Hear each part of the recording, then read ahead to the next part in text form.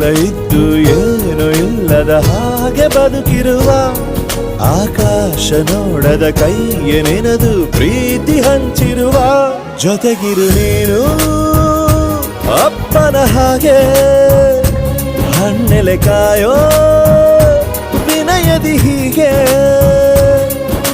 ನಿನ್ನನು ಪಡೆದ ನಾವು ಪುನೀತ ಬಾಳು ನಗು ನಗುತ್ತಾ ಬೊಂಬೆ ಹೇಳುತ್ತೈತೆ ಮತ್ತೆ ಹೇಳುತ್ತೈತೆ ನೀನೇ ರಾಜಕುಮಾರ.